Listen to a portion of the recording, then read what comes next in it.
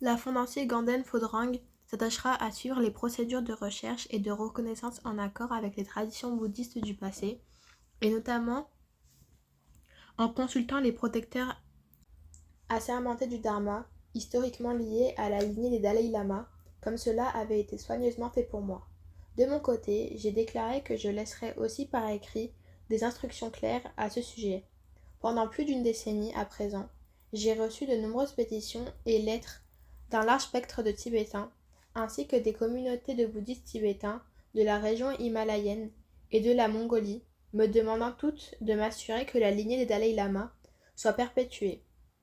Dans la déclaration officielle que j'ai publiée en 2011, j'ai également souligné qu'il serait totalement inapproprié que les communistes chinois, qui rejettent explicitement la religion et notamment l'idée d'une vie passée ou à venir, s'immiscent dans le système de la réincarnation des lamas, sans parler de celui du Dalai Lama.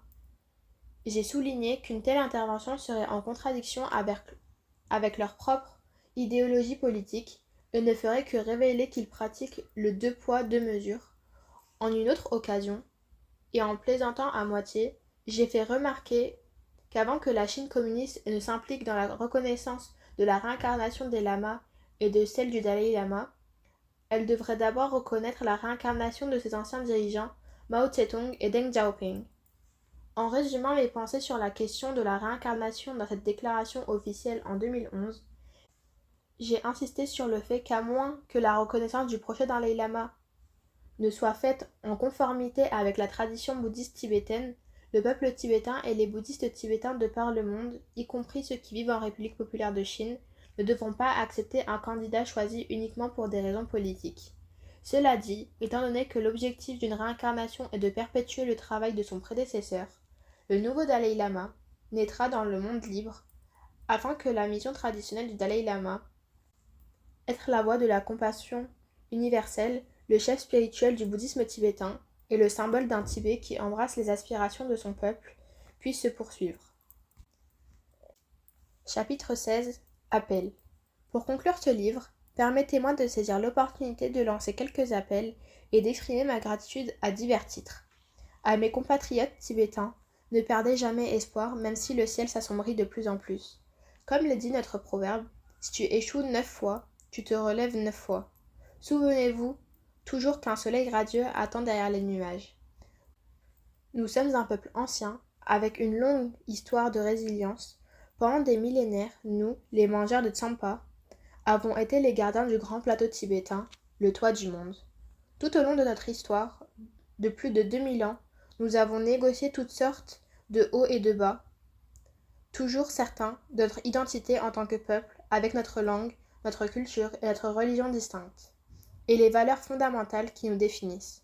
La période actuelle d'occupation communiste chinoise peut paraître interminable, mais dans notre longue histoire, elle n'est qu'un bref cauchemar. Comme nous l'enseigne notre foi bouddhiste, rien n'est immunisé contre la loi d'impermanence. Certains pourraient penser qu'au regard de mon âge et de la position de puissance globale que la Chine communiste a acquise aujourd'hui, le temps ne joue pas en notre faveur. Je ne suis pas d'accord.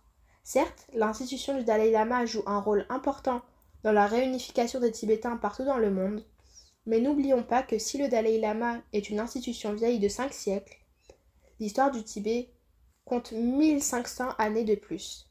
Alors je ne doute pas que notre combat pour la liberté se poursuivra, parce qu'il a trait au destin d'une nation ancienne et de son peuple. Comme le totalitarisme et un système à l'instabilité inhérente, le temps ne joue pas vraiment en sa faveur. Il joue en faveur des gens, les Tibétains comme les Chinois, qui aspirent à la liberté. Ce qu'il nous faut, c'est de la patience, une détermination sans faille, de l'unité et un courage enraciné dans la clarté de notre objectif. Aujourd'hui, après plus de 6 décennies en exil, le problème du peuple tibétain demeure fermement ancré dans la conscience du monde, grâce à notre détermination sans faille et à une implication constante dans notre juste cause pour la liberté d'un peuple. Sauver le Tibet est une tâche noble, c'est le travail du Dharma, qui, selon nous bouddhistes, est la véritable source de bonheur pour tous les êtres. Dès lors, quelles que soient les provocations ou l'envie de répondre à la violence par la violence, je vous appelle à ne jamais céder à cette impulsion. Voyez l'humanité, même chez vos oppresseurs, parce qu'en fin de compte, ce sera avec leur humanité que nous parviendrons à trouver un quelconque accord. En revanche, cela ne signifie pas que nous devons laisser faire les abus et les violations des droits de l'homme. Nous devons nous dresser contre l'injustice de toutes les manières possibles. La non-violence ne nous empêche pas de prendre une position ferme et d'exprimer notre opposition avec énergie. Mahatma Gandhi a enseigné au monde le pouvoir durable qui résulte d'une lutte non violente et efficace. Je m'adresse en particulier à mes compatriotes tibétains qui vivent dans des pays du monde libre, pour leur dire de ne jamais oublier nos frères et sœurs opprimés dans notre patrie. Ils lèvent les yeux vers nous, comme vers un espoir en des temps sombres. Et ils attendent de nous que nous entretenions la flamme de notre aspiration à un mode de vie libre. À la grande nation indienne et à nos frères et sœurs, indiens dans le Dharma, vous êtes mes hôtes et mon foyer depuis 1959. J'ai passé une plus grande partie de ma vie en Inde que dans ma patrie du Tibet.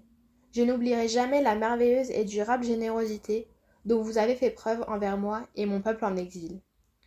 Plus que toute autre chose, le fait que l'Inde nous ait donné une nouvelle maison, une base, nous a permis de rétablir notre civilisation en exil et de faire briller la torche de la justice pour le Tibet pendant tant de décennies.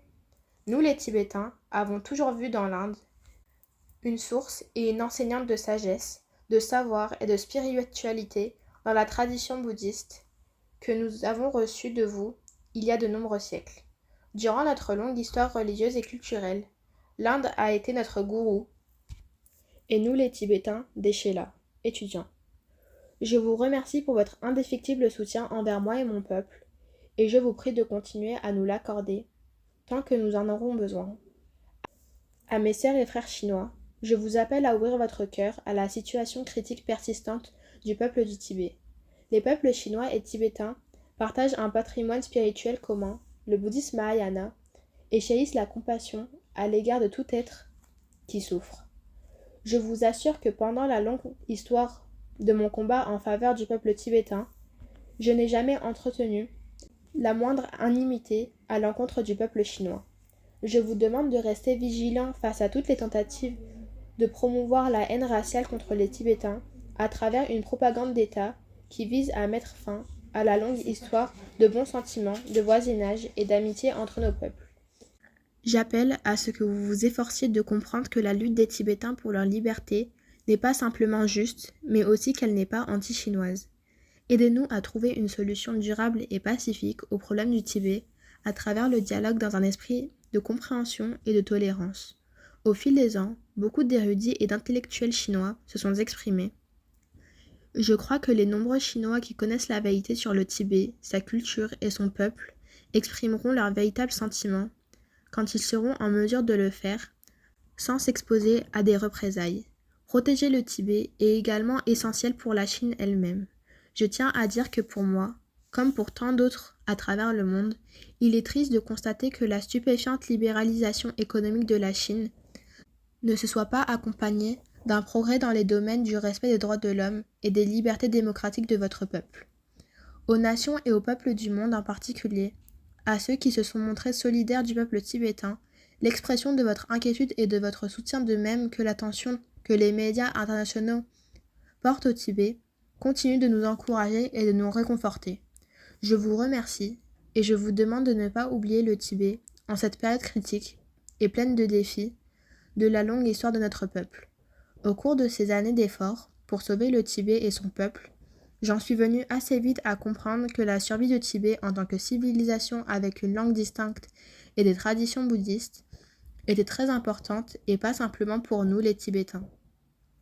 Bien sûr, du fait de notre héritage culturel qui met l'accent sur l'harmonie avec la nature si on accorde aux Tibétains le pouvoir d'agir, le fragile écosystème du plateau tibétain pourrait être préservé, surtout contre une exploitation sans limite. Mais au-delà de cela, la protection du Tibet concerne aussi la survie et l'épanouissement d'une culture enracinée dans la passion et qui a le potentiel d'être bénéfique à l'humanité.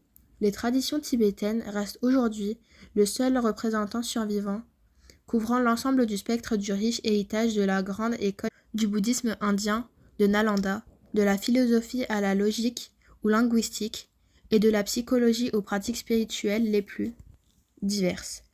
L'accent mis sur l'interdépendance entre toutes les choses se trouve au cœur de notre tradition, de même que la compréhension du fait que la compassion enracinée dans la reconnaissance d'une humanité partagée constitue le socle d'un mode de vie éthique menant au bonheur pour tous. Tandis que notre monde est de plus en plus interconnecté, tous les êtres humains doivent apprendre à s'élever au-dessus de leurs intérêts personnels à courte vue pour considérer le bien commun et celui de notre fragile planète. Pendant plus de 5 décennies de voyage tout autour du monde, le message clé de ma culture que je me suis efforcée de transmettre est l'importance d'aller chercher la part de compassion dans la nature humaine, et le faire nous permettrait de promouvoir la paix et le bonheur tant au niveau des individus que de la société dans son ensemble.